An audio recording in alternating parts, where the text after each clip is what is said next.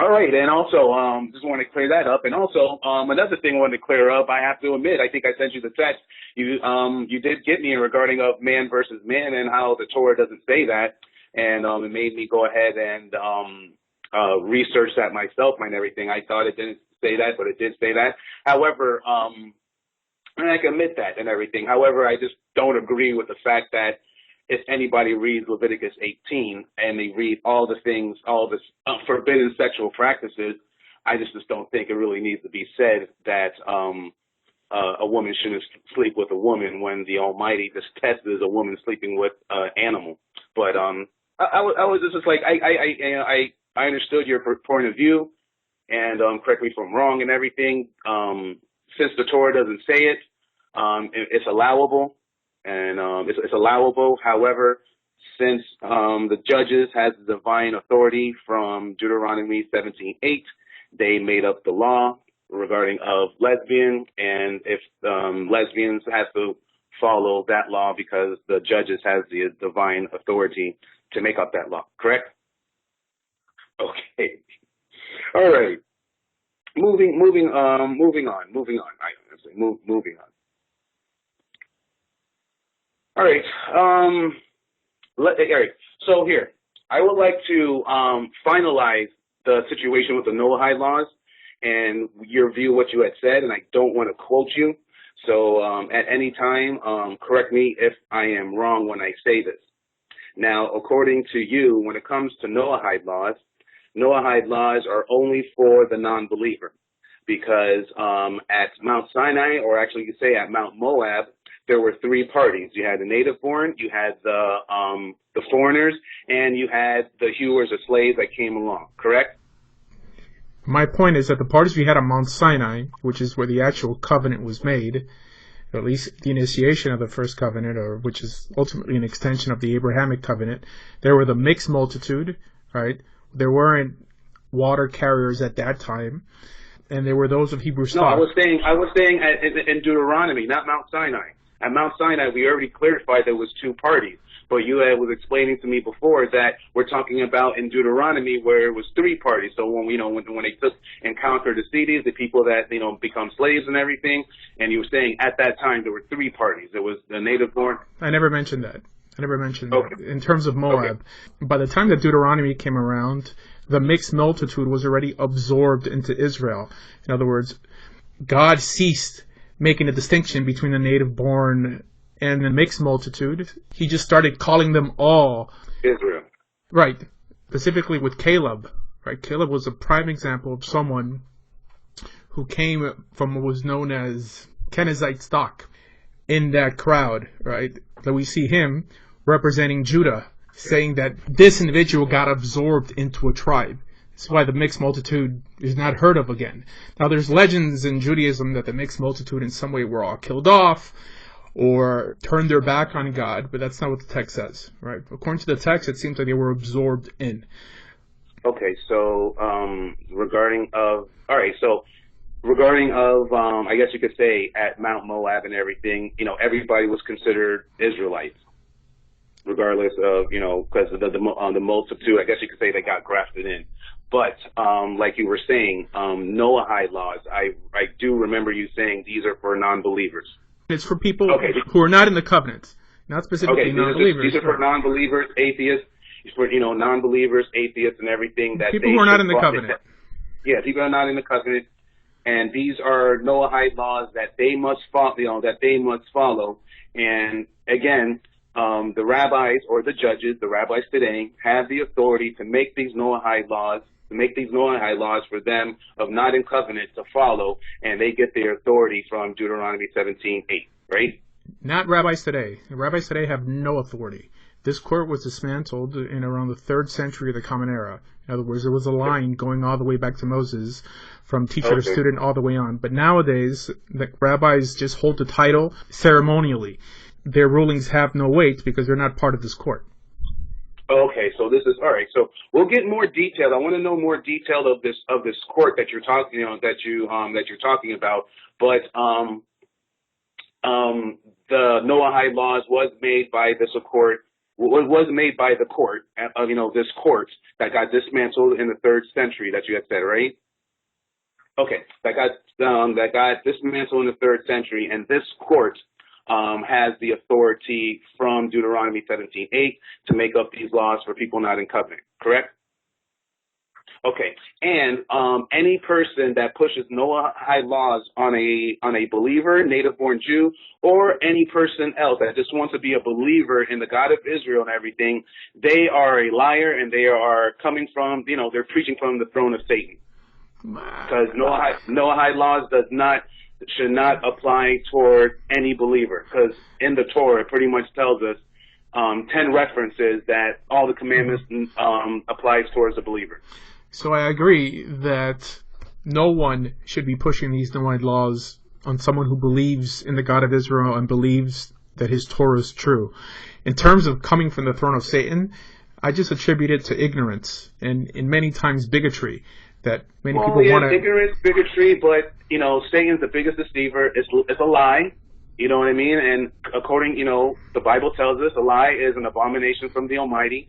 So if a person pushes Noahide laws towards any type of believer, that is just a lie. It's just a straight up lie. Well, let's define what a lie actually is. To lie to someone means to know the truth and to still give over false information. If something's done out of ignorance, it's because the person doesn't know any better. So yes, it's wrong, but to in some way tie in some nefarious reason for doing so, that's kind of taking it too far.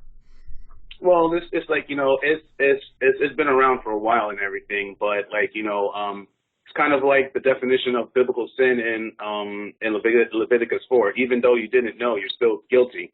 But it's a situation where we should know better at this time, where if a person pushes Noahide laws on someone, they could as easily just read their Bible and know that is just not true. So on your end, I hear what you're trying to say. I guess you could say on, Asher's end, it's not a lie, or maybe people who do it, they're doing it because they just don't know better.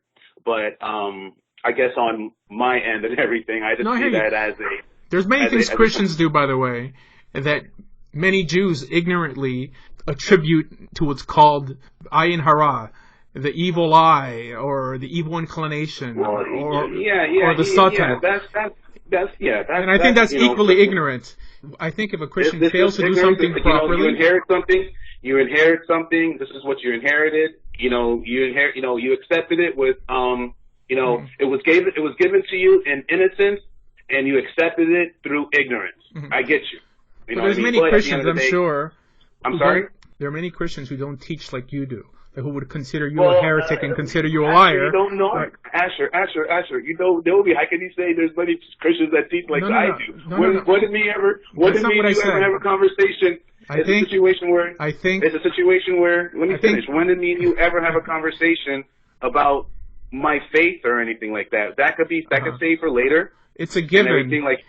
No matter what you teach, it's a given. No matter what you teach, there's going to be someone else who also calls himself a Christian who disagrees with you. And this exists in the Jewish world also. There's Jews who disagree with me, right? And I'm sure that you wouldn't like if that person would call you a liar, that your ideas come from the throne of Satan. I mean, perhaps you may not know something that he knows, and he may not know something that you know, right? But to attribute it to some evil entity out there that's hell-bent on destruction, that's already when the ignorance begins to show, the real ignorance. Well, Asher, like I said, you said, Mike, you don't teach like normal Christians, and I just said, listen, you don't know me yet to say I teach like normal Christians. You know what I mean? So I'm saying before we get to know me, let's just finish these subjects, and like I said, you could go ahead and, it will be the Asher Michael Inquisition. You know what I mean? If you want. But to close in regarding of Noahide laws, verse, Asher Meza says that no believer no Noahide laws shouldn't be put on toward them and everything. And 99% of the time, if somebody pushes Noahide laws on a believer, it's because they just didn't know. Okay.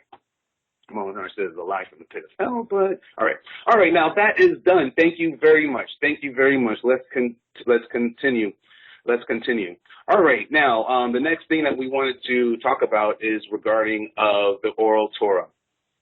oral Torah regarding Talmud. I think that we're going to discuss conversion, because I said that everything we spoke about last time was about the oral law. Conversion, if you convert, most likely you're converging to Judaism, and depending on what type of section of Judaism you're going to be following, most likely you're going to be teaching teaching Mishnah, the Talmud, and the Midrash, and oral Torah, and everything. So instead of trying to separate the difference between conversion, we just might as well just cut to the chase and everything regarding strictly of the oral Torah. And what I'm asking you to do is give us Asher Meza gives us the origin of the oral Torah and the oral Torah's authority from Mount Sinai until it got written. Mm-hmm. Take your time. Sure.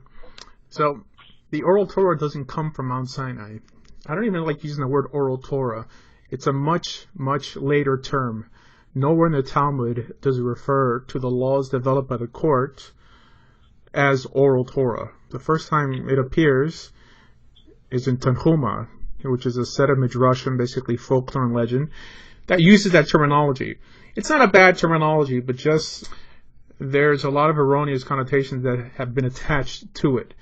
Now, one could say that this law did travel orally from court to court, and the reason it wasn't written down in a codified form is because one court could change a law that a previous court made, or create an additional law. In other words, this law was always meant to be fluid, because times change, right? Torah never changes. The commandments in Torah never change. However, issues rise up. Israel is faced constantly with different situations, and the court has to act and help Israel adjust itself so it could continue progressing in a uniform manner. Right? This divine court that you're talking about. Well, not divine. Their authority is sanctioned by Torah. And their divine authority, like I was saying, I'm just kind of saying their divine authority from Torah in regarding of Deuteronomy 17:8. This court. Correct. It's a fallible court. Now, this court makes mistakes. Now, just to correct, correct me if I'm wrong, so I just don't want to jump in and everything. Like you said, this court developed right there, and we don't really read anything of this type of court when we read it in the Bible. It's not really mentioned and everything, because you had said it was done verbally from one part to the other. So continue. Every time the role of the judge or the shofet is mentioned, it's belonging to this court, the men of the Great Assembly. Okay. Anyone with judicial power was a member of this court. Jewish tradition teaches that even the prophets sat on this court. So, although the word court or Beit Din is not mentioned, we know judges adjudicate from a bench, and their authority is pinpointed back to that portion in Torah where God tells Moses to establish a court of 70 elders, 71 with himself. Okay. After the destruction of the Second Temple, this court lingered around for around 250 more years. Will we say this court is the mentioned Sanhedrin? Yes, correct. Okay. Now, this court had different names, from the elders in Torah to the Beit Din Hagadol, the Great Court, the Men of the Great Assembly, and ultimately the Sanhedrin. But it was still the same court. The word Sanhedrin is a Greek word. It's not a Hebrew word. And this is why, sometimes people don't know that every time they read about the Sanhedrin, they're talking about the same court that Ezra sat in, that Samuel sat in. So, well, like I say, but at the same time, this court, even though you say Ezra sat in, Samuel sat in, even though when we read our Bibles, there's really no evidence of Samuel sitting in this court. You know what I mean? We do have evidence of Samuel and his son being judges. You know what I mean? And that didn't work out well. But where you're saying the legend says Samuel was there and Ezra was there, but in regarding of physical evidence and everything, that's not found. A court doesn't always exist within four walls. For example, a court doesn't always exist within four walls. We know the elders ruled from outside the city gates or at the city gates or in front of the tent of meeting. In other words, whenever you have judges together adjudicating law, you have that court. Like when Ezra told the inhabitants of Israel to divorce their wives and do this and this, when the Torah never prescribed any of this, at least not literally in Torah. That's Ezra making a ruling that this is what you should do according to my judicial power that extended from this initial court that appeared in Deuteronomy. Right? So when you have a judge, you have a court. And we have a whole book called Judges. Right? Well, no, yeah, I know we have a whole book called Judges, but it doesn't really, it really contradicts the court of ruling of judges that you're talking about and everything. But it contradicts it very much. And How?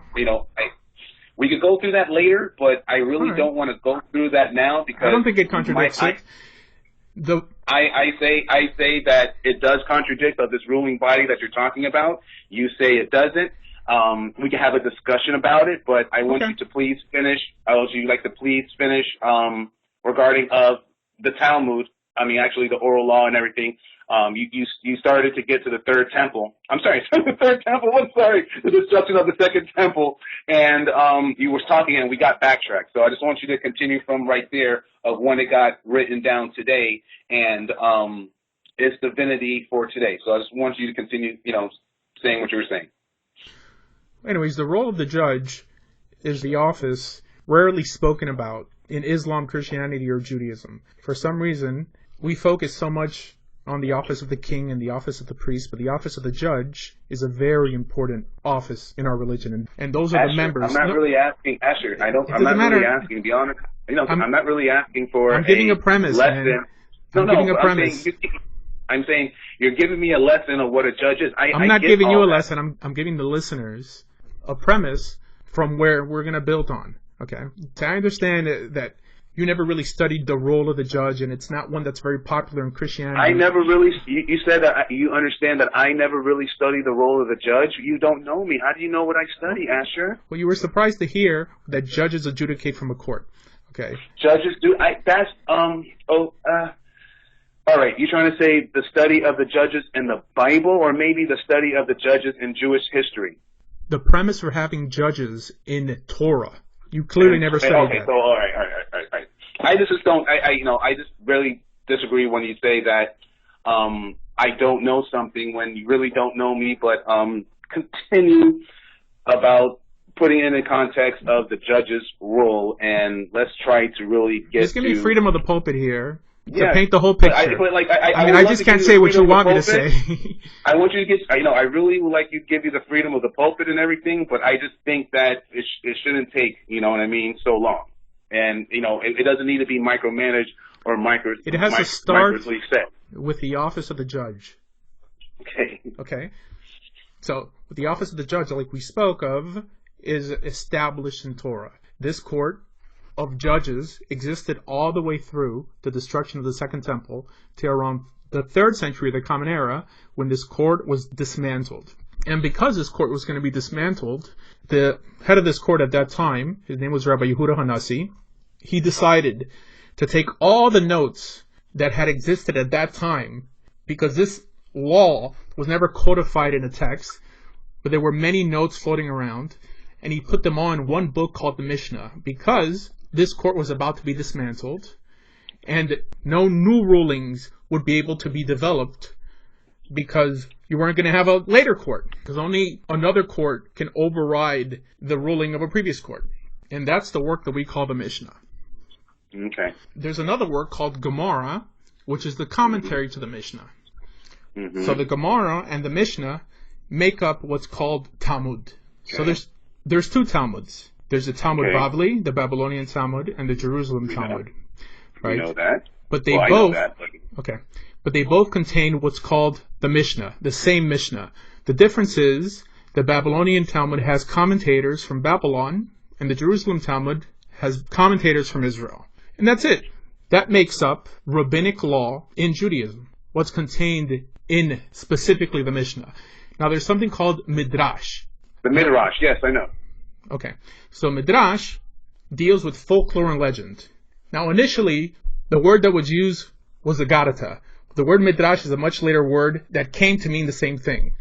And now, as you know, there's many people who say, let's midrash. At least in the Messianic world, that's a term they use to study properly, because that's what it means. But nowadays, at least post 8th century, that word has come to mean folklore and legend, along with the initial term agadah, which basically means stories or tales, right? This is what is known as the traditions of the fathers. Stories that have to do with characters in scripture, events in Jewish history, that in some way help paint a picture and create a platform for these laws to exist upon. But these stories are not obligatory to believe. They're optional to believe. And that's pretty much it. Okay. Thank you. Thank you very much. So let's just say regarding of the question and everything. So let's just say a person converts to be Jewish, and I guess you could say, they convert to be Jewish and they follow a religion. And in this religion, they could follow things in Talmud, and like what you were saying, it's an option and everything. But let's say they follow this religion and everything. How much of a does this religion and converting betters the person, makes a better relationship with the Almighty? Are they in covenant now? Does it atone souls? Does it reconcile? At the end of the day, does this reconcile a person back to the Almighty if they convert to be Jewish? Well, converting to Judaism is a legal process. There's something spiritual about it. In other words, there's nothing spiritual. There's nothing spiritual about it, you're saying? Correct. It's entering. Okay, so it's a legal process and everything, so it's nothing spiritual about it. So if there's nothing spiritual about it, I guess you could say this is like more of a personal thing, and if there's nothing spiritual about it, it doesn't really fix your relationship with the Creator, since there's nothing spiritual about it, Correct. Like you had said. Correct. Okay, now, so wait, hold on. Just let me finish, okay? But you just, No. I mean, all right. Go ahead. Converting to Judaism is entering the Jewish people. This has nothing to do with being in a covenant with God. For example, someone could be part of Israel, i.e. the Jewish people, and not be in a covenant with God. We know that there were many Israelites who resided amongst Israel who weren't in some covenant with God. And we know there's many times that Israel themselves broke their covenant with God, and that covenant was remade. Okay? So being a citizen of Israel, which is what conversion ultimately is, doesn't really bring you any closer to God. In other words, everyone has to come to that point in his or her life where he decides to take the commandments upon himself, make that covenant with God, that agreement with God, to keep those commandments, just like the mixed multitude and the Hebrews made on Mount Sinai when they said that we will do and we will listen to these laws. So that's the difference between applying for citizenship, which is what conversion is, or becoming a citizen of Israel and the Israelites or the Jewish people, and entering a covenant with God. And and then having the option to enter the covenant with God. Well, you can enter a covenant with God without being a physical part of the nation of Israel. Okay. So technically, I guess we could say technically converting to Judaism and everything, and that, converting to Judaism is really nothing spiritual. You know what I mean? So, but it's just really more legal. So, to be a legal citizen of Israel, so you could go and come and things like that and everything, which I wouldn't mind being a legal citizen of Israel. And, this is just personal to me. A lot of people ask me, Mike, have you been to Israel before? And I'm like, no, I haven't.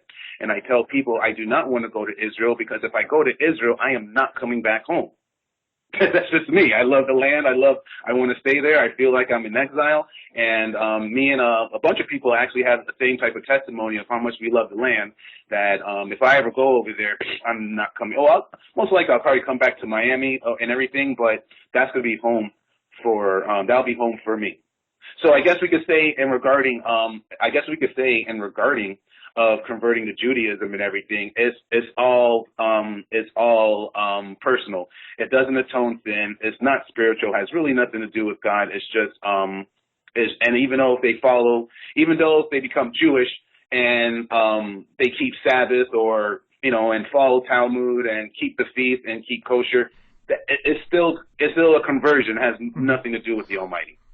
There's one more thing I should add. Now, entering the covenant is the first thing we should aspire to do.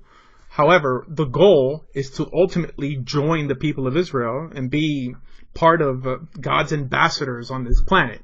In other words, to be able to dwell in the land, to be able to partake of the feast. No. I mean, forget about the world to come. The Torah nor the Tanakh mention a world to come. I believe in a world to come, but it seems like God doesn't want us to focus so much on some future world, but to be earthly minded on how we could actually make this world a better place, right? Okay. So, all right. Well, there's many laws in God's covenant that deal with the land. Many laws. That deal with Israel. There's laws. Yeah. So it behooves someone to join Israel, but for some reason, if you're in some distant place, right, a foreigner should not think that God would exclude him from the covenant just because he can't make it into the borders of Israel or of course find some court to convert him. Yeah. Well, find some court conversion, but we know conversion is not required regarding of Torah-wise and spiritual, because like you had said, it's not spiritual and everything. But if you want to throw the word conversion and everything into it, then, I totally understand. It's a legal process. All right, then. It makes you bound. It's a legal process. It binds you to the laws of the Sanhedrin. You see, the Sanhedrin can't adjudicate somebody who's not part of Israel. Okay. Because the power of the Sanhedrin does not extend outside the borders of Israel. Okay, and this is the power that they get from the divine authority from heaven, from Deuteronomy 17:8. Correct. Okay. All right. All right then. So, that pretty much takes care of that. So, if anybody was going to say, should I convert to be Jewish and everything, is going to help me with the Almighty? The answer is no, it's not. You need to really, if you want to fix yourself with the Almighty, you want to get into covenant and keep His commandments. Well, converting to Judaism is going to bring you into the land and allow you to keep commandments that you wouldn't be able to keep outside of the land, right? So clearly, it's going to allow you to keep certain commandments that you cannot keep outside of the land. So it does benefit you to convert. It does benefit you to convert because when you're in, it does benefit you to convert. Like, what do you mean that you're allowed to do commandments in the land when you're not allowed to do commandments out of the land? No. If you convert to Judaism, if you're counted legally as part of the children of Israel, you're allowed to keep certain commands in the land, right? One, by living in the land, that you couldn't keep as a foreigner outside. Okay, so I guess you could say a person who's living far distance away, 8,000 miles and everything, for them to convert or try to better themselves with the Almighty before they try to get into keeping the commandments the best that they can and everything, they will have to convert. And like you had said, you have to get approved by, I guess, the panels of these judges or, get approved. And once you get approved by man, then you're able to keep some commandments. Now you'll be approved to keep some commandments that you weren't able to keep. There's no approval. Now you're in a better relationship with the Almighty. There's no such thing as approval, regarding conversion. The only thing that judges do. But you had said.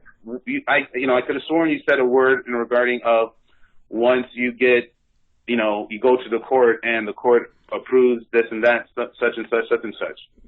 Once a court acknowledges. There you go. That's what I was saying. There's other things. There's the word I was looking for. Once the court acknowledges you, so you have to get acknowledged and approved by this court, and this court, and they have the divine authority to make this approval. Okay, hold on. The Sanhedrin had nothing to do with conversions. Okay.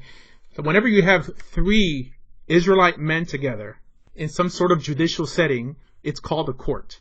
Now, regarding conversion, all they have to do is witness you go under. Okay. And also witness that you've been circumcised. And this, according to Jewish law, takes a day. Nowadays, I understand conversions take years, right? But this is contrary to what appears in Jewish law. Okay. So they're not allowing you into the Jewish people. you choose to enter the Jewish people, and they just make sure that you were circumcised properly and that you immerse yourself here, which is ultimately a rabbinic enactment. And immersed? A mikvah? Correct. So you're trying to say the rabbis came up with mikvah? The rabbis came up with mikvah regarding conversion. Okay, regarding conversion, but mikvah was mikvah ever around? Yeah, for sure. Okay, but but the rabbis was the one who came up with mikvah for conversion. Correct. But there was already mikvah pools in the temple already for other reasons. But it was the rabbis that came up with the mikvah for conversion. Right. The mikvahs in the temple were for the priests, and also for yeah. Because I understand. I understand. All right. Now, and regarding of, explain to me, you said the word covenant and everything. Explain to me where you say covenant. And I think you had said something that the covenant at Mount Sinai is an extension of the covenant that God made with Abraham. So, how is it how is it an extension and everything? Because I'm just saying, when I read it, we read that the Almighty made a covenant with Abraham, a blood covenant, that all the land between the Euphrates River and the River of Nile is going to belong to the sons of Israel, a blood covenant. You know what I mean? And Abraham had rules to keep this covenant. Isaac had rules to keep this covenant, and Jacob had rules to keep this covenant. But this is a covenant for land. That wasn't the only covenant involved, right? I mean, the covenant was that if Abraham walked in God's ways, I believe in Genesis chapter 12, God would bless him and his descendants and give him this portion of land, and anyone who would bless them would also be blessed, right? Yeah. But it had nothing to do with flesh and blood, because we know that other nations came from Abraham that had nothing to do with the covenant. Yeah, I understand, but I'm trying to say the covenant that he made is for the land, all the land between the Euphrates River and the River of Nile, that belongs to the sons of Israel, and Abraham will be a father of nations, and through the sons of Israel, the nations will be blessed. For sure. All around. Yeah. Okay. All right. So how is this? So how is the covenant at Mount Sinai an extension of this covenant? Because the covenant at Mount Sinai is a blood covenant. Well, covenant means agreement. What the agreement made on Mount Sinai was that Israel was going to keep these laws. Not how the covenant was made, and not what is the sign of the covenant. That's not what the covenant is, and the Torah itself is also not the covenant. Okay, so let's just rewind. You're saying that the covenant at Mount Sinai. Right, correct. Ultimately, what the covenant at Mount Sinai was the agreement that Israel was going to keep this law, no matter how this covenant. Now, what do you mean when you say this law? What is this law? You said the covenant at Mount Sinai, it was for Israel to keep this law. Right. My question is, what is this law you're talking about? So it's a law that began at Mount Sinai and was transmitted to Israel all through the wilderness. Yeah, the phone is breaking up and everything, that kind of stuff. Mm-hmm. So let's start all over. One more time. So the covenant began at Mount Sinai and was transmitted to Israel all through the wilderness. But what is this law that you were talking about? All the edicts and statutes that were transmitted through Moses to Israel. Okay, so, all right. So you're talking about, let's just open up our Bible. Exodus 19, all right? So in Exodus 19, this is when we're offered the covenant. And then Exodus 20, the Almighty shouted down the commandments. And then after he shouts down the commandments, we didn't want to hear the words, so Moses is going to hear the commandments for us. And then Moses goes back into the mountain. And then we read chapter 21. No. Starts laying. That's not the commandments I'm talking about. I mean, that's not even called commandments there. Those are called the 10 statements. It's called the Serat HaDibrot. So you're trying to say Exodus 20, these are the regulations you must present to Israel. These are not commandments from the Almighty. These are statements. I know the English translates it from God. They're statements from who? From God. Okay, so what's the difference between a statement and a commandment? Because one is prescriptive, and one could just be a philosophical idea, or just reiterating something in Scripture. Here, for example, the idea I think that's a little bit. No, Don't you think that's I'm going to explain. Don't you think that's a little bit micromanaging? No. I'm just saying, let's just be real. Like, don't you think it's a little bit of micromanaging? I'm going to explain. What's the first commandment? I'm saying everybody hears, everybody reads these and everything, and I think it's a little bit trying to make a distinction. Well, I understand. So what's the first commandment? Make a distinction. I understand, and maybe on your end that you did make a distinction between word for word. So why you'll do a distinction like this of a difference between a commandment and a statement? Mm-hmm. I read this and everything. But one, because the word commandment's not used there. Okay. Now, what is the first commandment? The word commandments are not going to use here, but we're going to read something. We're going to read something. I'm just going to say What's the first commandment? Asher says in Exodus 21, these are not commandments, these are statements. Okay. Now, I just want to go ahead and I'm asking answer you your quick question. I want to answer your question. You had said, what is the first commandment? Well, the first commandment is, I am the God that brought you out of the land of Egypt. Don't have no gods before me. That is the first commandment from the Almighty. All right. So you asked me that question. I gave you the answer. That's the first commandment. That's the second commandment. Now we read. Hold on 1 second. Now we read. Let me finish. Mm-hmm. Let me finish. We're in Exodus 21, and he says these are not commandments, but these are statements. But let's just read. I'm just going to read here. We read into Exodus 21, fair treatment of slaves, cases of personal injury, in other words, civil laws, but personal protection. We're in Exodus 22. We get social responsibility. Yeah, but these aren't the 10 Commandments. Asher, let me finish. All right? Let me finish. No, wait. We read these. Okay, what are you reading now? Are you reading what you call 10 Commandments? I am reading to you Exodus 21. I'm in Exodus 22. I'm just reading the high parts and everything. Yeah, what does it have to do with what you call the 10 Commandments? I'm going to explain the fact that you said these are statements, right? I'm saying that the 10 Commandments are not commandments or statements, but you aren't reading from the 10 Commandments now. Now you're reading outside of what God spoke to the children of Israel. Okay. According to you. According to the text. Let me continue. According to the text. According to you. According to the text. No, I'm just going by what you're saying. The first two, right? And then Moses continues from there on. Okay, I'm saying the first from Exodus 21. Were I'm saying the first. Those are, but you're saying these are not commandments.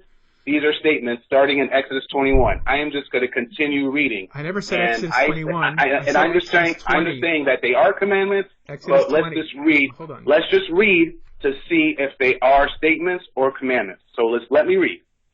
Exodus 21. And plus, you're the person that says we're always good to look at scripture. So Exodus 21, like I said, fair treatment of slaves, cases of personal injury, pretty much civil laws. But I'm statements. You know what I mean? That's the one thing. Exodus 22, personal protection of personal property, social responsibility. Exodus 23, call for justice, the 3 annual feasts, the promise of the Lord's presence, of Yehovah's presence. We read over here. And then Exodus 24, I'm just going to go ahead and read this. And Yehovah instructed Moses, come up here and bring along Aaron, Nadab, and Abihu with the 70 elders, and you must worship me from a distance. Only Moses is allowed to come near Yehovah, and the others may not come near, and none of the people are allowed to climb up the mountain. So when Moses went to the people and repeated all the instructions and regulations the Lord Yehovah has given them, they all responded in one voice. We will do everything that Yehovah has commanded. Then Moses wrote down all the instructions the next morning. What did Moses wrote down? What we just read in these first 4 chapters. Then Moses carefully wrote down all Yehovah's instructions the next early morning. Moses got up, built an altar at the foot of the mountain. He also set up 12 pillars of each pillars of the tribe, and then sent some of the young Israelites men to present burnt offerings and sacrifices, bulls as peace offerings to Yehovah. Moses drained half of these bloods into the basins, and the other half he split it on the altar. Then he took the book of the covenant and read it out loud to the people, and the people responded again, we will do everything that Yehovah has commanded. We will obey. Then Moses took the blood from the basins, splattered all over the people, declaring, look, this blood confirms the covenant that was made, given you by these instructions. Then Moses and Aaron and Abu. I can't. Let me finish. Then Moses, Aaron, and Abu, and the 70 elders climbed up the mountain, and they saw Yehovah, the God of Israel, and his feet seemed as a burnt fire's brilliance, blue last glaze, blue clear sky as self. And all the people of Moses glazed upon the Almighty. He did not destroy them. In fact, he did not destroy them. In fact, they ate a covenant meal. I'm not finished. They ate a covenant meal in his presence. You got to let me finish, Asher. I'll let you finish. Then the Lord said, and then Yehovah said unto Moses, come to the mountain, stay up here, and we'll give you tablets of stone, which I've inscribed and commanded you to teach the people. Statements, as you said. So Moses assisted Joshua and set out, and Moses climbed up the mountain. Moses told the elders, stay here and wait for us until we come back. Aaron and Hur are here with you. If anyone has a dispute while I'm gone, consult with them. Then Moses climbed the mountain, and the cloud covered it, and the glory of Yehovah settled down on the mountain, and the cloud covered it for 6 days. And on the seventh day, Yehovah called Moses inside the cloud, and the Israelites at the foot of the mountain, and the glory of Yehovah appeared at the summit like a consuming fire. Then Moses disappeared into the mountain, and he climbed up higher, and he remained on the mountain 40 days, 40 nights. So, according to Asher Meza, can I speak? No, I got to finish. According to Asher Meza, you're saying that starting from Exodus 21 all the way to Exodus 24, these are not commandments from the Almighty, yet these are statements. But we just read in Exodus 24 of them expecting these commandments and getting put onto a blood covenant. Now you can go ahead and say your argument. Mm-hmm. I never said Exodus 21, 22, 23, 24. I asked, what do you consider the 10 commandments, which in Hebrew are called the Aser Dibrot, the 10 statements, which appear, I said very clearly, in Exodus chapter 20. And you responded with the first verse in Exodus chapter 20. Then you went on a rant on Exodus 21, 22, 23, 24, which deal with commandments. Like I say, because you said they're not commandments. Just let me talk. No, Exodus chapter 20 are statements. Okay. Exodus 21 and on are clearly commandments, which is why I asked you, what do you call the 10 statements? And you said 10 commandments. And then you even mentioned 2 tablets of stone. What's on these tablets of stone? Exodus 21, 22, 23, 24, or just Exodus chapter 20? And I asked you, what's the first... I'll answer your question, Exodus chapter 20, but in Exodus chapter 24, we read everything he just wrote down. Hold on. So go on. On the 2 tablets, what's contained on them? The 2 tablets of stone, the 10 commandments. Correct. The 10 statements. 10 statements. Okay. So that doesn't appear in Exodus 21, 22, 23, 24. All right. Correct? Okay. In the first statement... Like I said, it's like you're doing so much micromanaging. No. You know what I mean? It's like, okay. Is there a difference? Like, you just honestly, said...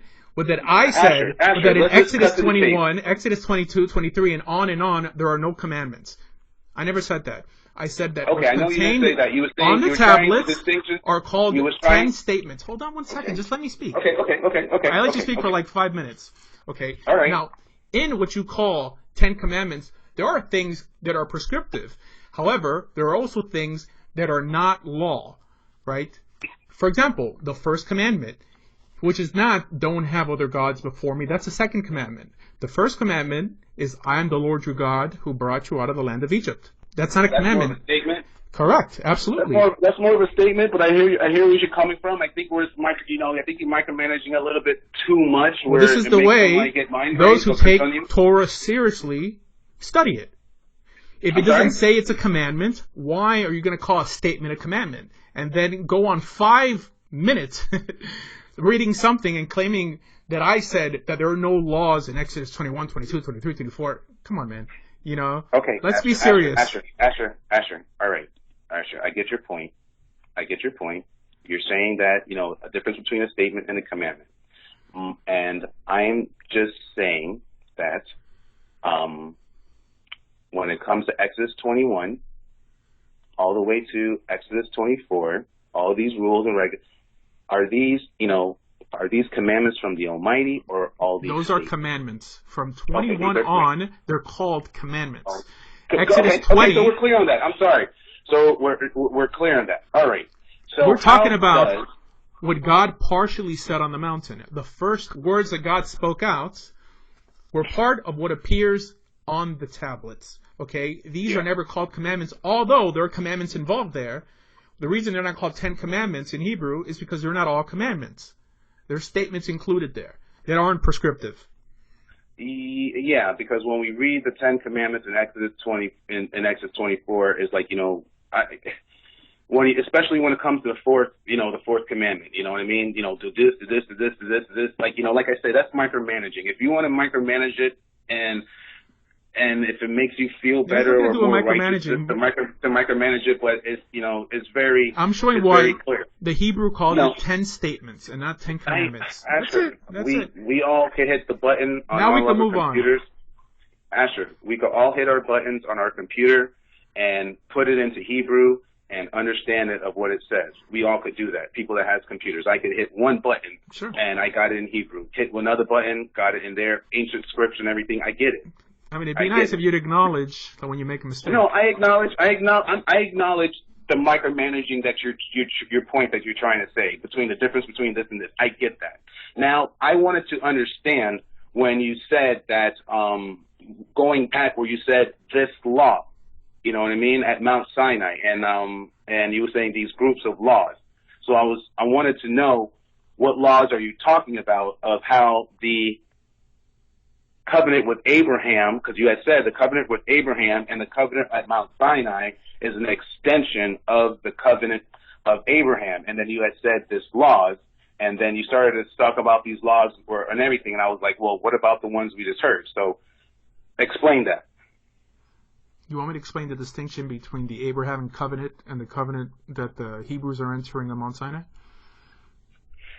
Can we not say the Hebrews enter at Mount Sinai? Can we just say that Israel enter at Mount Sinai and because it was Israel and the mixed multitude?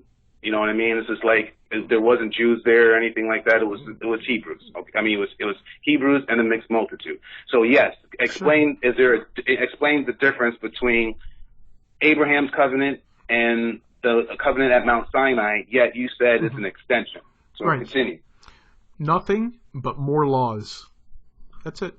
With Abraham, a covenant that was made that he would follow in the ways of God. It says that the reason God loved Abraham is that he would lead those after him in his ways.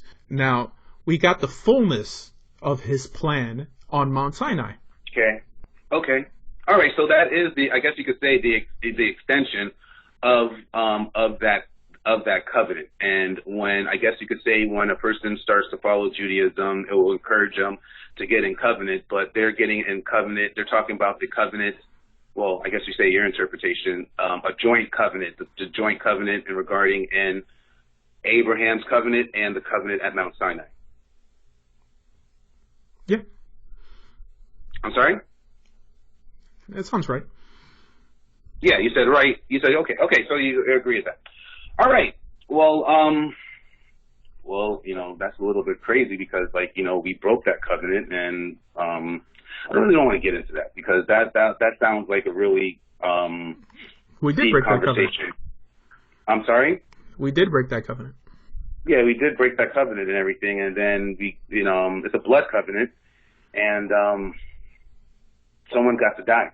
I'm not going to get into that. But anyway, that's not how covenants work. Huh? That's not how covenants work. Now, animals died initially. I mean, the practice of doing covenants, this isn't a new notion, but people would cut animals in half and walk through them, right? So there was blood involved. But to say that anyone who breaks the covenant is commanded to die, that's not in the Say that one more time, Asher. To say that someone who breaks the covenant is commanded to die. The covenant, with the agreement to keep these laws, if you break, those who break it are commanded to die. I'm not familiar with that notion. I'm sorry. That doesn't mean so if you break the commandment, I'm talking about the covenant at Mount Sinai, you do not deserve to die. First, let's talk about what breaking the covenant actually means. Okay. No. I'm just saying breaking the covenant is pretty much breaking a commandment and everything. And you just said breaking the covenant is not breaking a commandment. It doesn't really need someone to die. Hold on. Breaking the covenant is not breaking one law. It's turning your back on the God of Israel, on the national sense. In other words, when Israel's bad deeds begin to outweigh their good deeds, God sends them prophetic intervention. If they don't heed that prophetic intervention, God exiles them from the land. If they still don't turn back to God, then God completely understands this group as irredeemable. And this is what happened with the northern tribe when they were taken to Assyria. They didn't repent, and God never brought them back to the land. However, during our first exile, technically our second exile, which is the Babylonian exile, when they were taken to Babylon, Israel did repent and were brought back. In other words, they broke that covenant, and then God made that commandment. Wait on. But they broke that covenant, and then they made another covenant together, which was made through Ezra and Nehemiah. This is a brand new covenant. It has nothing to do with Sinai. Oh, correct. Okay. So let me just ask you something. All right. You saying a brand new covenant has nothing to do with Sinai, yet if somebody converts to Judaism, they do have the option to get back into covenant with the covenant at Mount Sinai. But the covenant at Mount Sinai that we just read is a blood covenant. This is not a verbal covenant. We just didn't, yes or no? Did we just read that Moses he splattered blood on the people? That's not the covenant. Hold on. Okay, hold on. I'm sorry? Well, covenant means agreement, okay? In other words, I know what a covenant is, Asher. Traditionally, how agreements were made, blood was involved. It was a blood covenant. Right. Yeah, it was a. Yes, I understand, but the blood had nothing to do with the actual agreement. That's almost like sealing the deal. Absolutely. Are you sure? Traditionally, the blood had nothing to do with the covenant. Okay, so the blood has nothing to do. Rabbi Asher Meza, 20 years in the game, is saying that the blood covenant at Mount Sinai, right? That when we hear that Moses poured blood on the covenant, on the altar in the Hebrews we hear, and he poured it on the book, and on the people, has nothing. Say that one more time. Has no spiritual significance. Has no spiritual significance. Are you sure about that? It was completely cultural. Like we see this. Oh, it's completely cultural. So we see this with the covenants made with Abraham and other individuals at that time. It was cultural that blood was spilt when agreements were made, almost to seal the deal. What we consider a handshake nowadays. But the covenant was that Israel would keep this law. Asher, anybody could go and read a history book, and we could read ancient blood covenant.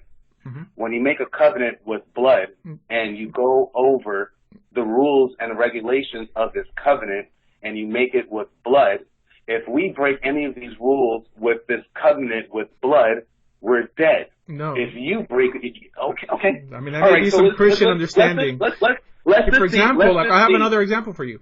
So Jeremiah, hold on one second. I'm going to explain what breaking the covenant actually is. All right. What I'm trying to say, let's read. Let's just read. Let's stay back in the Torah. We don't got to go to Jeremiah. When he said, "I'm going to Jeremiah," let's not go in the future. Let's stay right here in Exodus. Let's stay right here in the Torah. Let's not go into the future.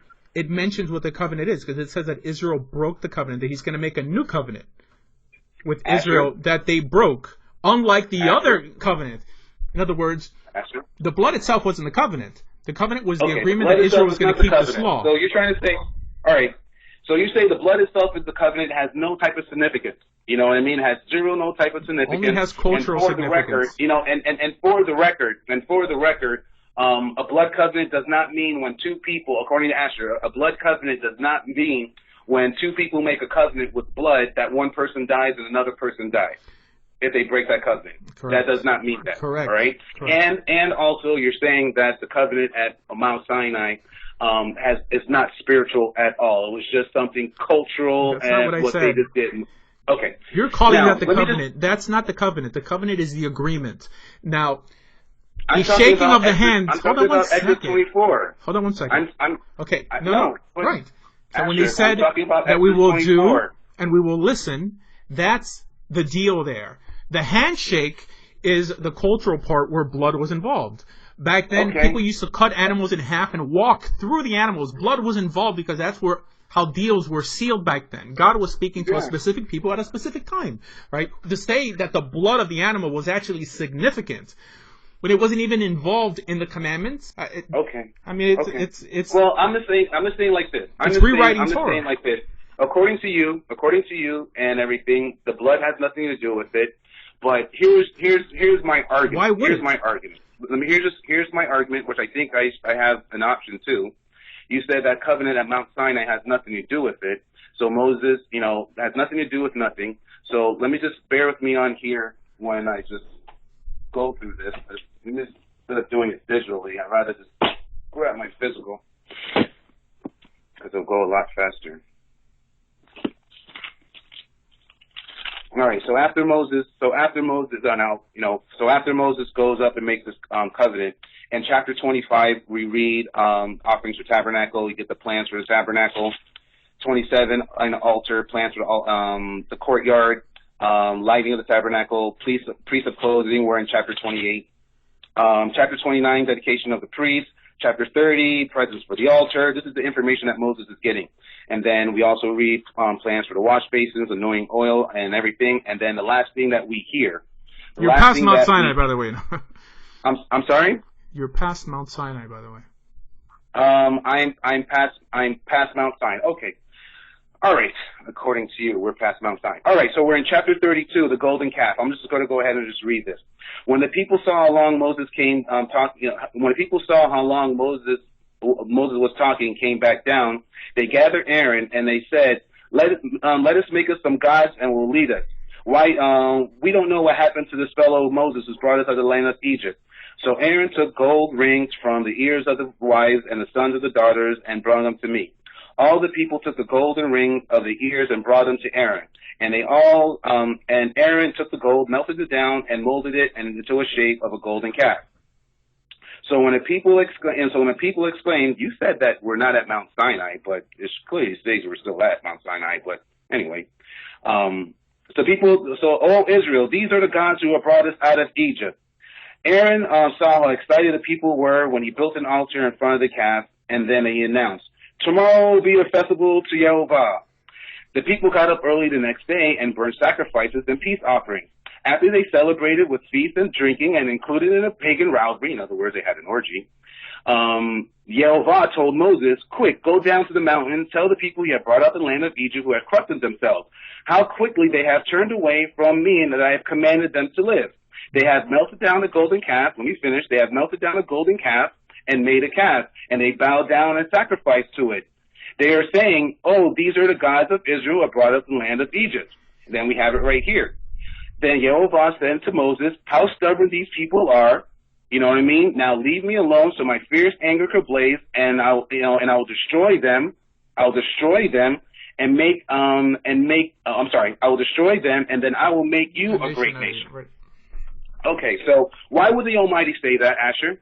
Why would the Almighty say, I'm going to go ahead and start all over with you when you just said a blood covenant has nothing to do with anything spiritual? And there we have it, the Almighty. Israel broke that blood covenant with the golden calf. The Almighty is honoring the blood covenant made over there in chapter 24. However, you're saying it does not mean that. Why would the Almighty say that? We're all reading our Bibles. Israel was worshiping foreign gods. That was breaking the agreement of them keeping God's laws. In other words, they're worshiping other gods. Yes, they did. They built a golden calf and they worshiped other gods. But that had nothing to do with the blood that was used to seal the covenant. The agreement was that they would keep the laws. Asher. I don't know why you're getting stuck on this portion. Okay. No. I'm just asking you to explain to me, why would the Almighty say that? Why would the Almighty say, we just read a blood covenant, you're saying it doesn't mean that and everything, but I'm reading over here that the Almighty says, let me go ahead and destroy them all. It says destroy them all, and then I will make a great nation out of you. Why would the Almighty say that? Okay, let me give you an example. If for some way God sealed this agreement with a handshake, right? Assuming God had a hand. Come on. He sealed it with a handshake. Okay. Okay. Now, would you then mention that? Why do you say the handshake meant nothing if here it says that God is upset that they're worshiping foreign gods? ultimately the handshake itself wasn't the agreement. That's what sealed the agreement. The agreement, the covenant, was that Israel was going to walk in God's ways. They lost faith because they thought Moses was dead, and then let's Aaron. cut to the chase. So why did God say this? God was Let's upset. cut to the chase. Like, why did God say, "I will start all over"? I will start all over. And so why is this? Because they broke the agreement. The agreement was that they weren't going to follow after false gods. That was part of the agreement. Okay. Okay, but wasn't this agreement made with blood? Every covenant back then, it was cultural that blood was involved, but the blood was insignificant to the actual covenant. You understand? The agreement. Asher. Oh boy. Asher, what is the difference of the covenant we just read in Exodus 24 versus in Exodus 32? But the difference is that you're saying that it has nothing to do with disobedience, that it has to do with dishonoring some sort of blood. Okay. I'm sorry? You're saying that it has nothing to do with disobedience, but dishonoring blood. You're saying. It has everything to do about disobedience. And the blood is the blood is not significant here. You understand? Okay, so the blood is not significant here. So the Almighty just said, all right. Why are Christians so involved with blood? Why do you think blood is so important? Okay, it's obedience. That's what God wants you to do. Now, clearly, Asher, relax. Asher, relax. You said what you had to say in regarding of the blood. It has no significance and everything. I try to get an answer in regarding of why would the Almighty say that, and you're saying, this, that, where, I guess you could say I'm off and everything, and if I'm off, I'm off, and if you think that you're right, then fine, you know what I mean? You could be right or anything like that. I'm not going to go ahead and say anything like that, but it just doesn't make any sense to me. But if you just want to hold your peace, because I just don't think that it's going to make any sense for me and you to try to I think it makes sense to everyone else listening, okay, that what's significant here is the agreement of Israel keeping the laws, okay? How they sealed the deal was with what was known as a handshake back then. Blood was involved. That's how covenants were sealed. But the blood was insignificant to them being disobedient, okay? I don't understand what you don't get. All right, no, I get it. I personally really just don't think that, once you already have it in the head that this covenant, this blood is no significant. Okay, you have some sort of preconceived notion that this blood is tied to the blood of Jesus. Okay, that's I'm telling you. You're actually criticizing me. You know what I mean? I'm not criticizing you. You know what I mean? I just said that you said that the covenant, the blood means nothing. It has mean nothing. There's really no straight answer of what you were trying to do it then. I'm just reiterating a New Testament principle. If you believe in the New Testament... Okay, here you go again. No, here you go again. Why should you be ashamed or be insulted? Asher, come on. Why, I've never said these things to you, but why do you say these things to me? Because I don't believe in the New Testament. Okay. Trust me, you make fun of the Talmud and other things, saying that these laws come from the throne of Satan. Asher, that's I think that's a lot more disrespectful. If you don't believe in it, and if you don't believe in this, and if you don't believe what the Lord says and everything in that in every area, and you have your way, that's fine. We don't have. You made your point in regarding of what is. You made your point. That the laws I teach come from the throne of Satan. Actually, you made your point. Okay, I'm in regarding of. There's clearly a double standard here. No, I'm just trying to tell you. You made your point in regarding of. The question was, you said there's Mount Sinai is an extension of Abraham. You made that point. And the covenant made in Deuteronomy 20, in Leviticus, in Exodus 24 and everything, the blood and everything means nothing. I'm just I'm on a New Testament. I'm wrong and everything. But you explained, you had explained the reason for it, and fine. We're going and everything. All right. So that is that and everything. And I was just like, yeah, we're pretty much done. And I was just, there was only one thing that, if you just don't mind, the only thing that I just wanted to maybe bring up in regarding of, when you say that this court has divine authority, and for a record, this is divine authority from heaven that they could add, make up commandments, do whatever they want because they have this divine authority from Deuteronomy 17:8. Correct? No, they can't. No. Just create laws and call them Torah.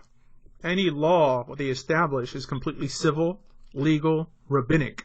Law of the land. So they have. All right. So you kind of may be saying that they have the authority from heaven to make civil laws in the state of how much a person should be speeding, or don't cross red lights and everything, safekeeping and everything. They have the divine authority to make those type of laws. Correct? They cannot say. Right. These laws were always distinguished. Okay, but it's a little bit contradicting. It's a little contradicting and everything. I hear what you're saying. They cannot say that thus says the Lord from the Torah. Okay, hold on. They can't. There's always a distinction made between rabbinic law and Torah law. You're not allowed to add to the words of the Torah. However, if the earthly court made up of men who are able to make mistakes, create civil laws, right? I get it. Okay, that's it. Okay, and then on if top you get of it, it, they have. But then it shouldn't seem contradictory. All right, but they you know what I mean, but to make civil laws and everything, but sometimes when I read the Torah, not sometimes when I read the Torah, but when we read the commandments from the Almighty, that He has plenty of civil laws, but that is another subject. But I guess you could say, for the record, they can make civil laws, like an example that I said, how fast one should speed on the freeway and everything, and how much lesbianism or the notion. Lesbianism, because let's hold on. Let's forget, because we have to remember. Wait a minute. Here's the part that I was trying to say. It's a little bit contradicting. Okay, can I finish? Let me. Hold on. Let me finish my statement. They also established the law that kings are anointed, right? Which, with a later developed idea of the Messiah, ran with. And even in the New Testament, we see that the followers of JC created similar laws for Gentiles on how to keep them in some way progressing ethically. JC created similar laws for Gentiles to, for example, similar laws, really? All right, so we began with speaking about the 7 Noahide laws, but we know that James and Paul also established laws for Gentiles to keep, saying that they didn't have to circumcise themselves, that they just have to abstain from the eating of blood and fat and strangled meat and meat offered titles. Now, this is nothing that appears in the Torah, right? Well, these are laws that they thought they were authorized. They made up. Okay. But they clearly made it up because it's not in the Torah, but for some reason that doesn't bother you. I think it's a little bit contradicting. I think it's a little bit contradicting because in the left-hand side, you say you don't believe in the New Testament, yet on the right-hand side, you're trying to use the New Testament as an example. So if you don't believe in the New Testament, let's just not bring it up at all. You believe in the New Testament, and you're saying that there's something wrong with judges creating civil law, but the New Testament creates laws for Gentiles to follow. Listen, regarding of New Testament and everything, you don't believe in it. Let's not talk about it. I'm speaking to you. I mean, it's like, let's not, we really you're being hypocritical then. Talk about it. But I'm just saying, you're being hypocritical. Bring up. So you can't, you're not going to criticize Paul and James for creating laws for Gentiles to keep that Jesus never mentioned. Hold on one second. Why are we talking about, why are you going to criticize the judge that had authority from God to establish law? It's like the fifth time. This is the fifth time. So you're being hypocritical. We keep this. You already made your statement that you don't believe in the New Testament, yet we're talking about Paul, James, and stuff like that. Let's just not bring Paul and James up into it. Because you don't believe in the Talmud, and you're mentioning the Talmud. You don't believe in the laws of Noah, and you're mentioning the laws of Noah. Okay? And at the same time, you're criticizing judges who are sanctioned in Torah to create law, while Paul and James created laws for Gentiles that don't appear in Torah. This is your story. Okay. All right. Let me just... All right.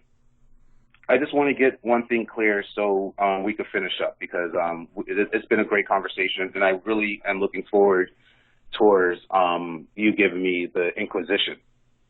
However, there's a lot of things, Asher, I'll just be straight up honest with you, that you say that really makes no sense. I cannot, if a listener was listening, they have, they have a Bible in their hands and everything. They can't research it for themselves. You know what I mean? Regarding of these legends and things like that and everything. With that just being said. Now, I just want to, I think, in this conversation, my main, the main thing that I really want to get, not the main things I want to get, I guess I just want to close with, is that I just want to get the understanding of this ruling court body. And you're saying that this ruling court body gets divine authority to make up these laws, like Noahide laws. They have it. They do get permission from heaven to make up these Noahide laws. And these Noahide laws, they're not allowed to make up laws from Torah, but they are able to make up other laws authorized by heaven. Hold on. It's not necessarily called the Noahide laws. Okay, in Hebrew it's called the laws for the sons of Noah, i.e., Gentiles. Okay. Okay. And these laws really have nothing to do with Gentiles. These are laws incumbent on Israel and the court. In other words, the law is that the court shall adjudicate Gentiles, i.e. non-believers, either residing in or traversing through Israel, by a set of laws, that if they violate these laws, these people are put to death. Now, this has nothing to do with Gentiles. This is on Israel to adjudicate these laws. Okay? A Gentile doesn't have to live in Israel. A Gentile doesn't have to traverse through Israel. He could stay out. All right. So but this these is laws, why. like I said, right, these laws, for these laws to be enacted, this is from our go-to verse in Deuteronomy 17:8. And a Gentile doesn't have authority. to remain a Gentile. Everyone listening to me today could convert to Judaism. And back then, even 200 years ago, conversions took a day. Anyone who wanted to drink from the well, like Isaiah said, could just come and drink. Okay, there's no remaining a Gentile or a non-believer. You want to be part of Israel? Fine, come in, join, accept the commandments just like Israel and the mixed multitude accepted the commandments of Mount Sinai. That's it, right? Okay. So, but I what I'm just trying to say is a lot of times you are referring to Deuteronomy 17:8 as divine authority. Like you said in Deuteronomy 17:8, rabbis have divine authority to go ahead and make up the law of lesbians. No. This authority was sanctioned by the Torah. It was sanctioned by the Torah. Now, we believe, and I'm sure you believe, that the laws in the Torah came from God. Asher, the point that I'm trying to get across, because you have said it before. Deuteronomy 17:8 is the go-to verse of their divine authority. Not just right? Deuteronomy 17:8. With Deuteronomy chapter 1, also in Numbers it mentions a court of 70 elders, right? Okay. All right. But the pinpoint, you know what I mean? A lot of times in a lot of departments of, I guess you say sections of Judaism, Deuteronomy 17:8 is the go-to trump card. That's how the rabbis review it. But the mitzvah they use in the clearest form in the Torah is in that parsha. That is the go-to card. Mm-hmm. In other words, that's the go-to card. That's the go-to verse. It's like, if I was going to go to a rabbi and ask him, where do you get your authority from and everything, the rabbi most likely will tell me, Michael, you're an idiot. Open up your Bible and look at chapters, chapter Deuteronomy 17:8. That's where I get my authority. Go read your Bible. You're an idiot. I got it. Yes. Okay. All right. Now, all right. So here's my argument on that, which to me, it doesn't make any sense of this divine authority. All right. My major argument is that if we're going to use Deuteronomy 17 or any verse in the Deuteronomy, we have to understand that this is, some will say we are actually in the original oral Torah, because when we read Deuteronomy, this is Moses orally giving the commandment to the second generation of Israel. We're really hearing things that we haven't heard, or that's not new, because the actual, in some sections and everything, they'll say that the Torah is broken into three parts, and the actual Torah is really Exodus, Leviticus, and Numbers. So if we're going to go ahead and read, Deuteronomy, and we're going to use Deuteronomy 17:8 as our reference of divine authority, just like the other day when you told me to go to Chronicles, and I say, hey, if we're going to go to Chronicles, we got to find it in the Kings, right? You said that.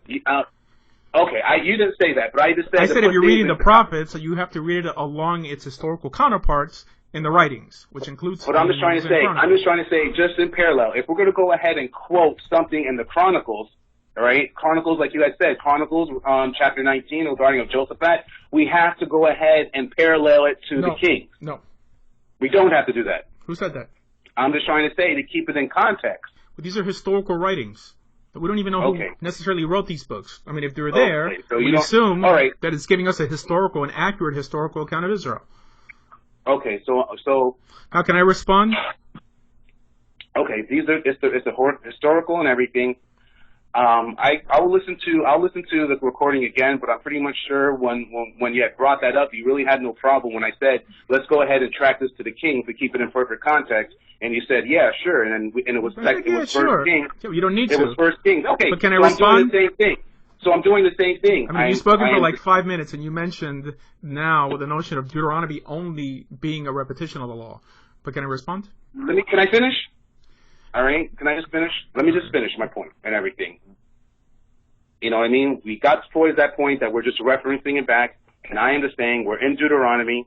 We both agree when any person reads Deuteronomy, they are reading that Moses is saying the words oral, the commandments again, instructions. So we have to find, if I'm going to use this verse and other verses in Deuteronomy, we got to find in the written Torah where it's coming from. So according to you of this divine authority and everything, we have to find it because there's nothing new. So what I'm going to do in That's what you're saying. I don't agree with that. That's what I'm saying. Okay. So I'm let sorry? me respond. That's what you're saying. I don't agree with that. Okay, you don't agree with it. So you do not agree for the fact that everything that's in Deuteronomy, you know what I mean? We cannot track it to Exodus, Leviticus, and Numbers? Correct. Correct. Okay, so this really is not going to go anywhere. All right. Because, now can I respond? Yeah, it's really not going to go anywhere because you made the claim. No, please. No, yeah, I made the claim, but the claim that I have, you know what I mean? The claim that I have, you don't agree with it. Only because I don't agree with the statement you made doesn't give you the right to just move to a different question. Now, let me tell you why I don't agree. Asher, I don't think there's a reason for you to tell me that you don't agree. You know what I mean? You told me you just don't agree in it. I'm just trying to say explain why. I'm just trying, like I said, I'm just trying to say. I'm going to explain why you're wrong. Oh, you can't. Oh my gosh, Asher, you can't really tell people that they're wrong, man. You really can't because you don't agree with them. You don't agree with the person. You can't tell them that they're wrong and you're right. First, I say that I disagree, and then I'm going to give you examples on why I disagree. Okay, but you told me that I'm wrong. Correct. You can't disagree with a person and tell them that they're wrong. You only can just disagree with them. How can you tell me that you disagree with me and you're wrong, Michael? How am I going to say, Asher, I don't agree with you and you're wrong and I'm right? That's Am I wrong? I'm sorry? Am I wrong? Asher, you're trying to say that I am wrong.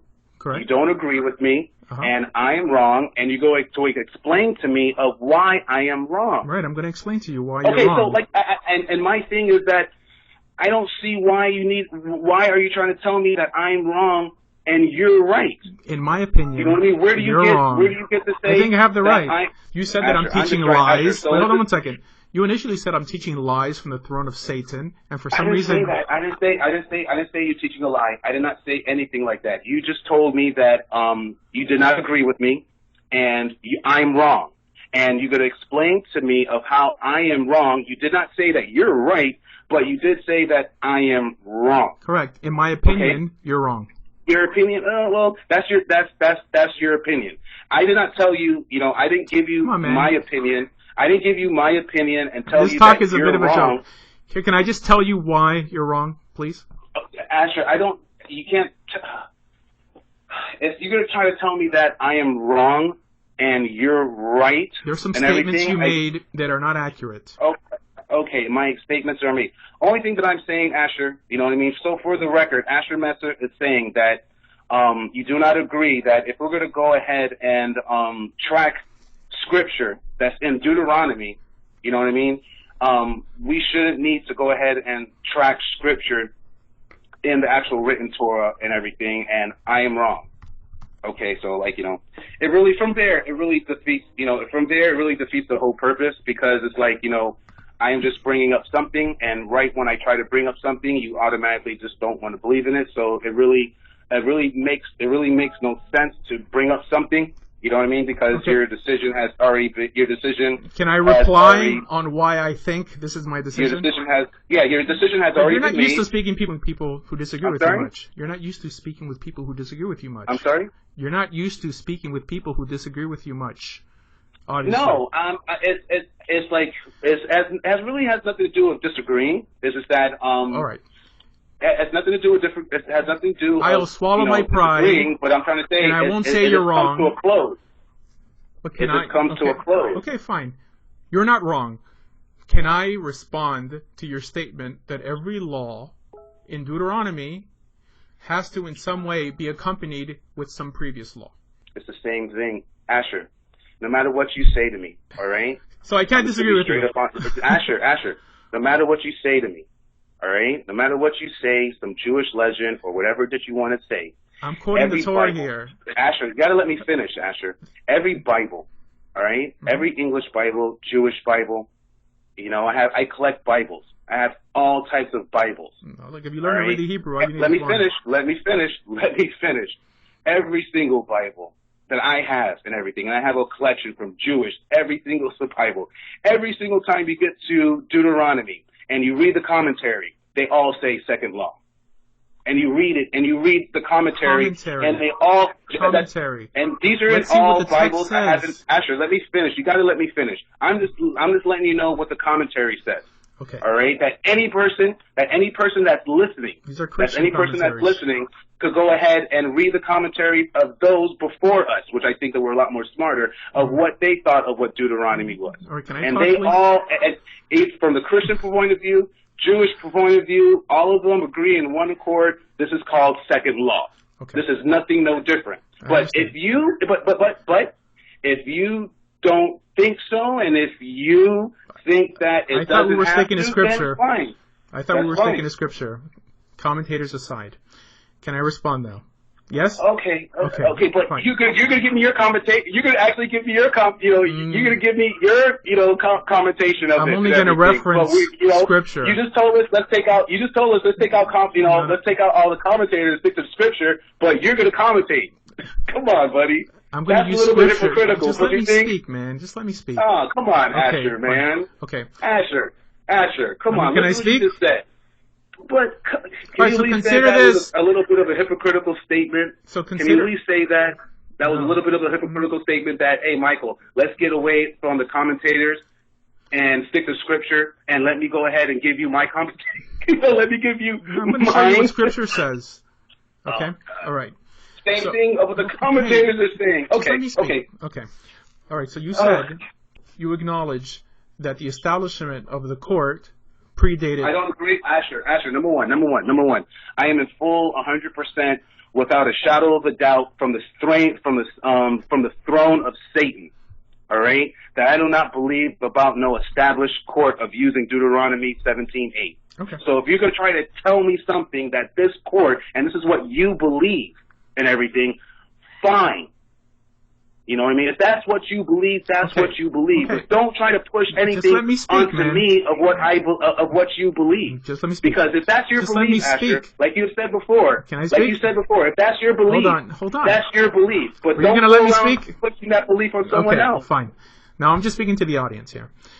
Numbers chapter 11 verse 16 mentions this court. It says, "And the Lord said to Moses, gather me 70 men of the elders of Israel." Read that whole chapter, Asher, because if you read that whole chapter, it's going to shoot yourself in the foot. You know what I mean? You're talking to the audience, because when you read the end of that chapter, the 70 elders came around. I know it. I know exactly what you're talking about. The 70 elders came around, and then here's a bonus. Here's the bonus. I'll speak it. Then others started to prophesy. And then here comes Joshua.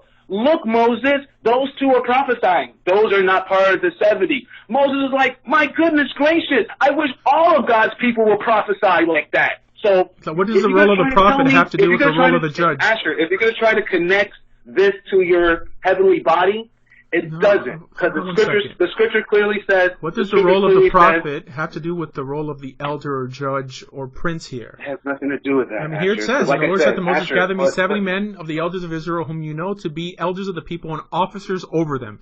This has nothing to do with prophecy. Okay, so this... No, Asher, but you have to keep reading the whole chapter. You can't stop there. You can't stop there. You have to read the whole thing. God never called them prophets. Hold on one second. Man. This shows, being that you needed Asher, you can't stop. Another proof of this. Thing, okay, so you believe you got to read the whole thing. But that these 70 elders had nothing to do with the individuals that appear in Deuteronomy chapter 17? Oh my gosh. Okay, fine. We have to read. I guess next, if we read that whole chapter, just let me I guess if we just read that whole chapter, fine. it will still make no sense. Christianity currently holds. Whoa, come on, stop. Hold on one second. Wait. Oh gosh. Hold on one second. Man, goodness gracious. Hold on one second. Oh gosh, Christianity now. Christianity currently holds that Jesus, his main Torah text to justify his existence is Deuteronomy chapter 18, which is the text that says that I will raise up for you a prophet. Christianity holds that Jesus is the prophet. Hold on one second. That's why we're bringing up Jesus and everything. Hold on one second. Why can't we just stick to the subject, man? We are. Just let me finish speaking. Asher. Just let me finish speaking. Asher, why can't we please let me stick finish to the speaking. subject? This doesn't sound good for you. If you're not going to let me talk. Asher, but this because listen, you're going in a direction that makes no sense. No, because we have to like listen I said, to... Asher, hold on one second. you're trying to put me... Asher, you're trying to explain yourself of your theology of the 70 divine elders, and you're trying to maybe correct me. And I already told you... So give me 2 minutes to speak, and then we can end the call. Okay, but let me finish what I'm saying. No. Just let me finish a statement here. Okay? If I'll let you finish your statement. I'll let you finish your statement. I'll let you finish your statement. I will let you finish your statement. Then I will say my statement. I'm just continuing with this call for the sake of the audience. That's it. Okay. I mean, this call is being recorded, and it's being uploaded. How it's being spoken. Okay. Okay. If everything in Deuteronomy has to be cross-referenced with an earlier law in Exodus, Numbers, and Leviticus, what other command in Torah tells us to heed the instructions of the prophet but Deuteronomy chapter 18? The only place in Torah that tells us to heed the instructions of prophets when they arise. What other place in Torah tells us to establish a king?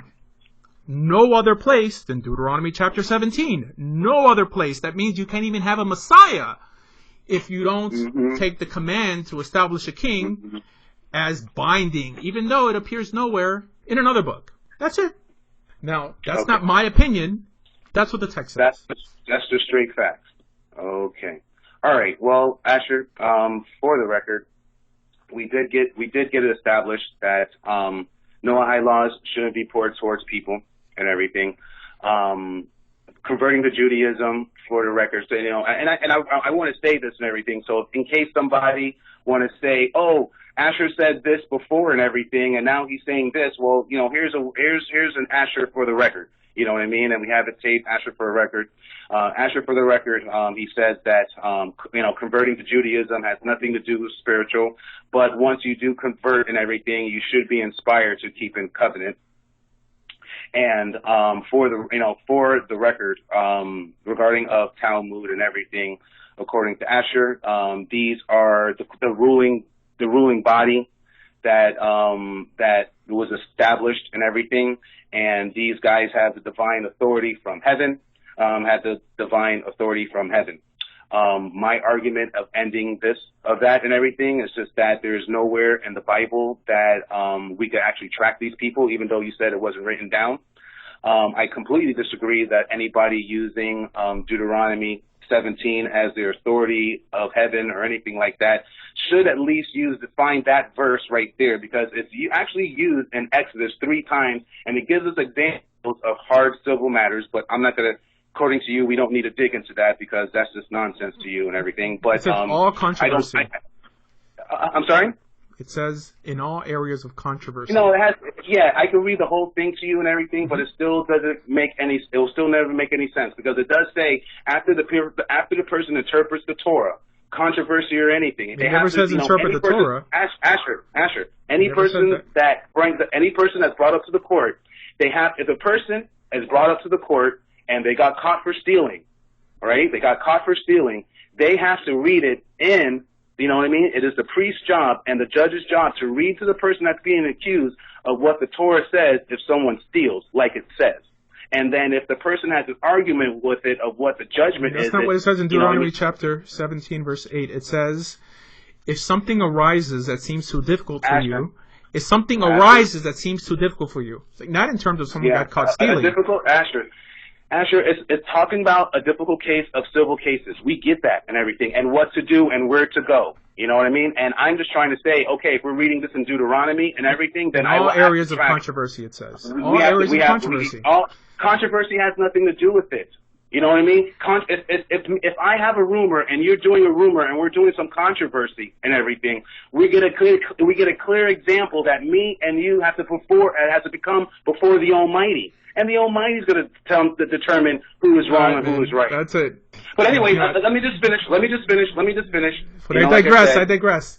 I can't no more. Okay, I get it. You know what I mean? That's not how you see it. I'm saying I see that's not how you see it. No, but this is just a very silly discussion, man. I mean, it's so. Okay, it's very silly discussion. That's fine. I mean, losing your cool. You made your point. That's it. You made your point. You made your point for the record and everything. I just don't agree with this heavenly body or this divine authority.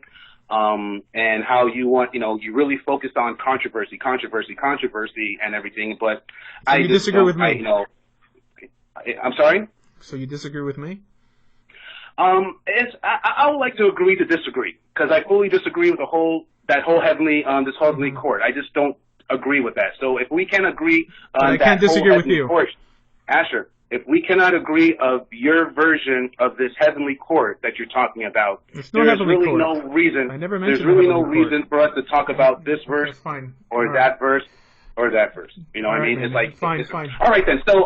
So with that being said, we are done. I will, I wish I had the opportunity to state my statement, but since you don't, there's no room for that. That's fine. That's absolutely fine. Well, we could go ahead and conclude this. Thank you very much. The next phone call that we should be having, I don't think we're going to have another phone call. Oh, I thought, what? Whoa! Yeah. What happened to the Inquisition? No, I don't think. Come on, Asher. Come on. We was having so much fun, man. Come on. It will be so awesome. You could Inquisition the Christian. I don't think you're knowledgeable enough to have a conversation with me.